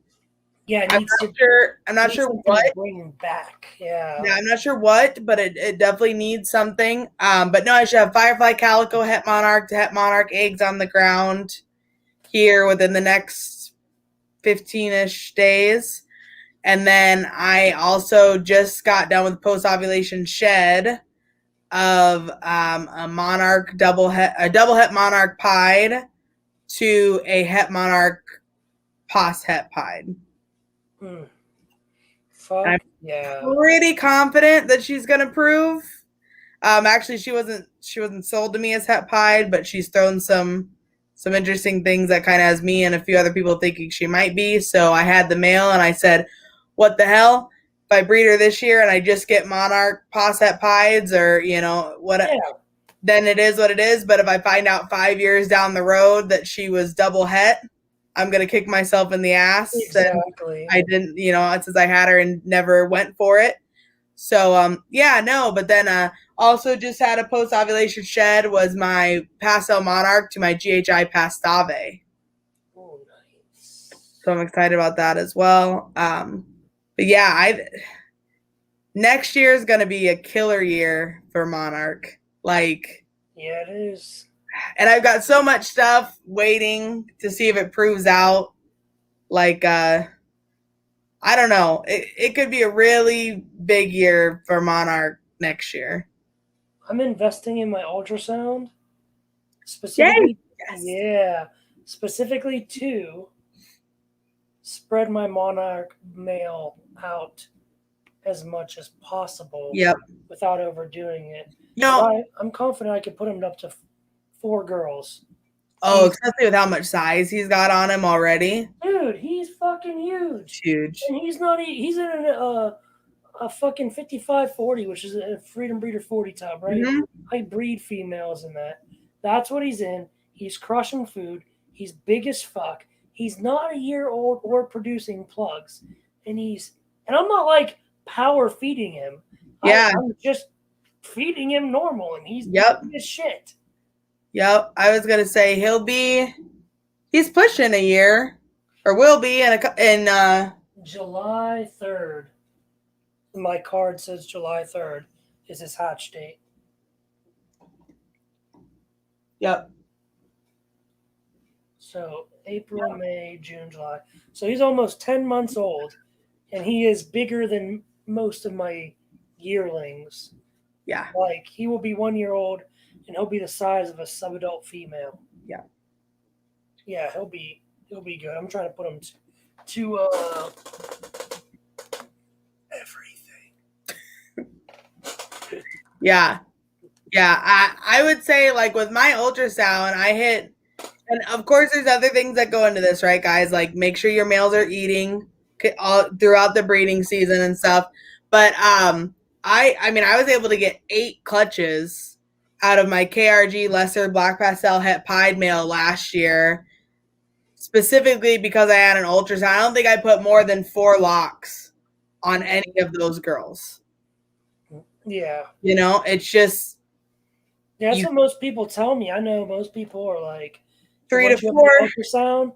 Yeah, they're like about 3. 3 is like your average. Yep. So 3 is my average. I think I had to put 4 on 2 girls because they hit that like where they were 5mm. They were hanging out between like 23, 25. So you throw an extra pairing on them, kind of just to push them up the edge. But yeah, I mean, there's just no reason other than, you know, once you get that ultrasound, you're good to go, you know, and I mean, I know that sounds like a lot to put to 8 females, but if you're putting them to 4 females and you're putting them in for 6 locks with each female, it's the same amount of locks. You're just getting twice as many females, you know, gravid. So guys, ultrasounds are definitely worth it. I still palpate. I still double check myself. Yeah, of course. I know I was really, really accurate at palpating before I got the ultrasound. Anything over 17, 18 millimeters, yeah, I could easily feel. I knew how many there were. I was within 1 to 2 eggs for every clutch we had, and I was usually within a week to 2 weeks of their ovulation date. Like I was damn accurate. You know, and that was what put me off for getting an ultrasound for so long. Is I'm like, dude, I know what everyone says. Yeah, I'm right there. Like I'm so accurate with palpating. It's stupid. No, worth every freaking penny that I spent on it, because those few girls that you don't know what's going on, or you can't tell if they're growing, or you can't tell if their follicles are getting bigger, they need to get that little push over the edge. 3 or 4 clutches, the thing pays itself off. Yeah, you know, if I can get 2 to 3 extra girls to go every season, it pays for itself in the first year or 2, depending on the clutches, you know, so definitely worth it.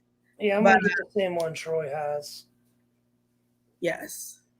Yeah, and then because another big reason is because I got that clown het desert ghost lock in with that female pastel lesser desert ghost, and I need to see where she's at because Yep. I do not need her laying eggs while I'm moving her in a U-Haul to North Carolina. That would suck. Yep. That would suck, dude.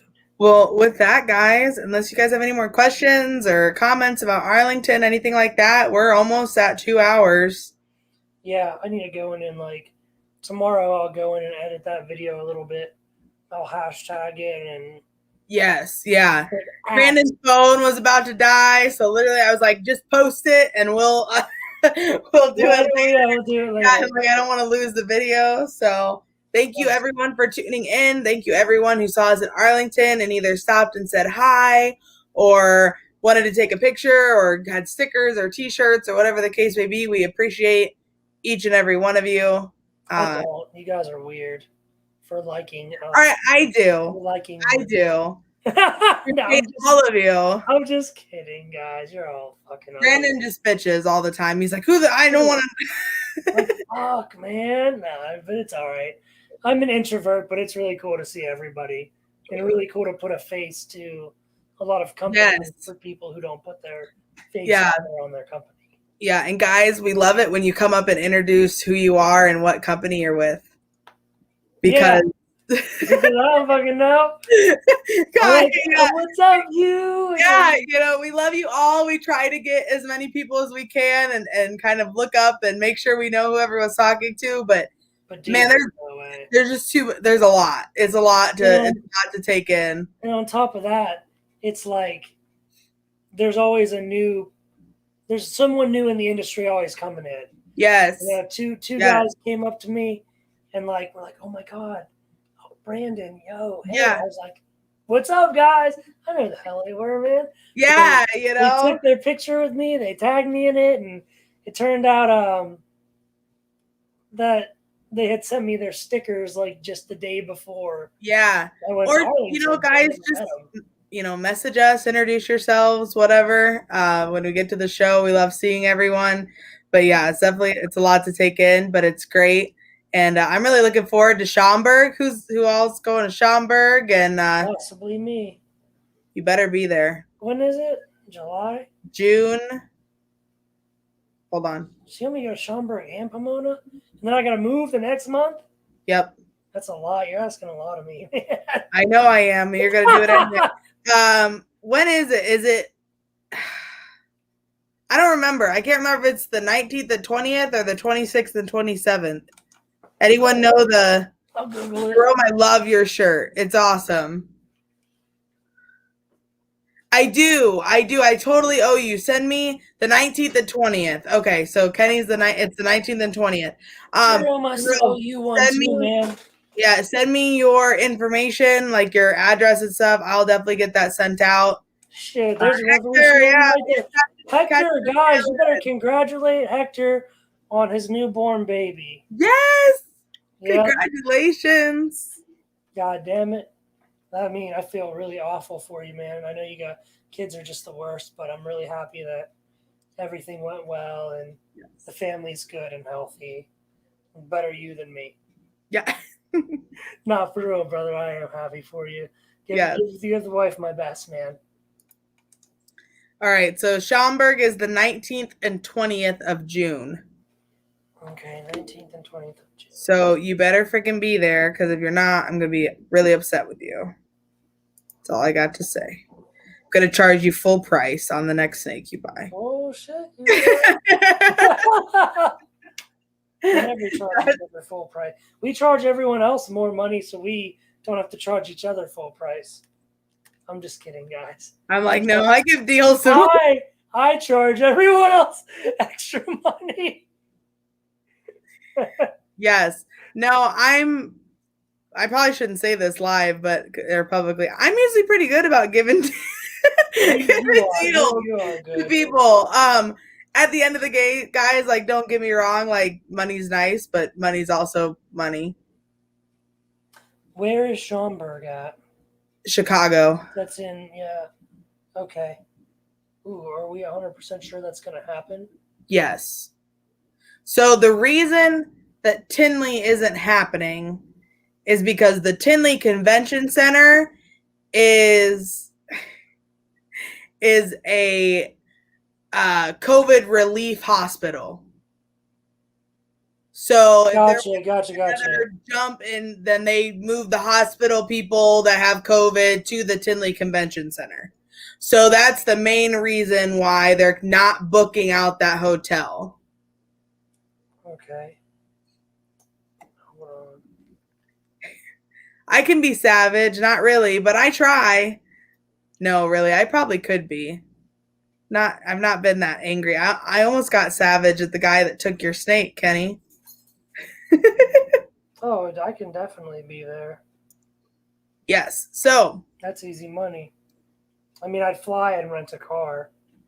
But yeah, I can definitely. You wouldn't even need to. I can pick you up from the airport. It's literally like 10 minutes away.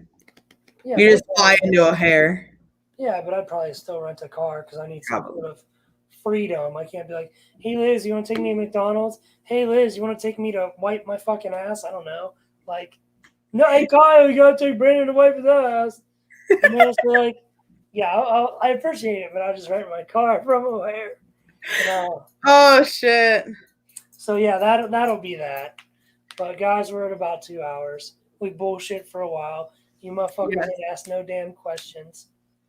I am savage. That is for sure of the two of us. Hector, again, congratulations. Go check out the live on the Reptile Revolution Instagram. Share the fuck out of it because it's actually pretty good. And I don't know, man. Quit asking me for pictures. Touching up on me and shit. Trying to give me the COVID. Oh. Nah, I'm just playing. If you're hot, hit me up. We're going to cut it off with that. Right. Hey, later, nerds. Bye.